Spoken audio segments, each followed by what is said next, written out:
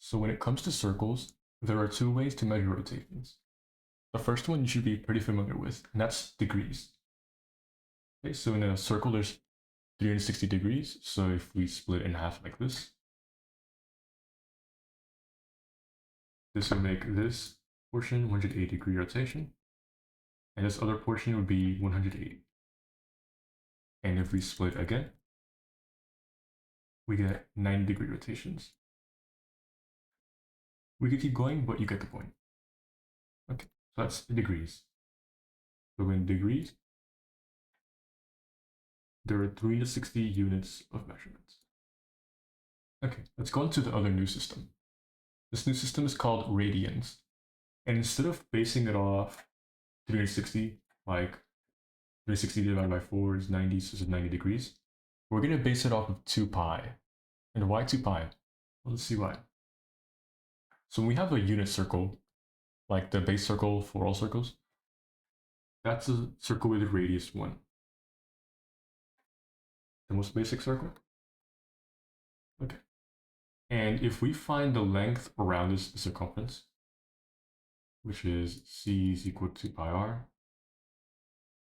2 pi times radius, this length around the circle is 2 pi. We can use it as another way to measure rotations. Like, let's say we split the circle in half. That would be the circumference getting split in half, so this could also be just pi radians of a rotation. Pi rotation, pi plus pi equals 2 pi, so this is valid.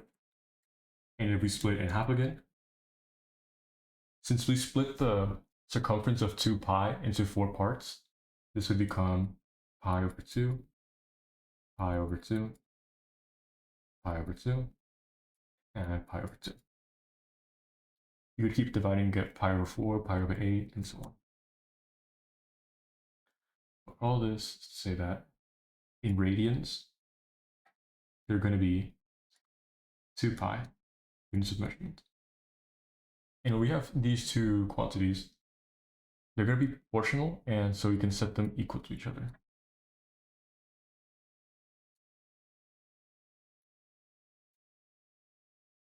D over 360 is going to be equal to R over 2 pi, or radians over 2 pi. So let's say we have some degrees that we want to convert to radians. We're going to plug in, let's say, 45. 45 as our degrees. We're at 360. And we want to find what that is in radians. Okay? So 45 divided by 360. Putting that into the calculator real quick. That's 1/8. Okay, so we have that. This is 1/8. So 1/8, bringing this down, is equal to R over 2 pi. Here you can either cross multiply, as you would do for proportions, or you can just keep on with the normal algebra. So let's multiply both sides by 2 pi. So 2 pi over 8 is equal to R. And simplifying this is just pi over 4. Dividing this by 2, dividing this by 2. It's equal to R. So that means that when D, or when we have 45 degrees, that's going to be pi over 4 radians. So pi over 4 R equal to 45 degrees. Let's try another example, but the other way around. Let's say we have pi over 6 radians. Okay, and it's going to be R. We divide by 2 pi. And we set that equal to R degrees. So D over 360. Okay. Here I'm going to simplify this fraction first. That's going to be pi over 6 times 2 pi. So pi over 12 pi, which is 1 over 12. Okay. So this big thing is just 1 over 12, really. And we're going to set that equal to d over 360. So 1 over 12 equal to d over 360. Multiply both sides by 360.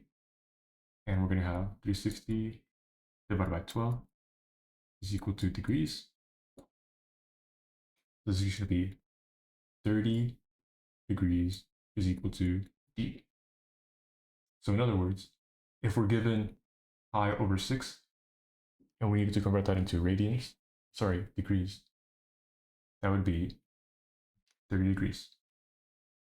So 30 degrees is equal to pi over 6.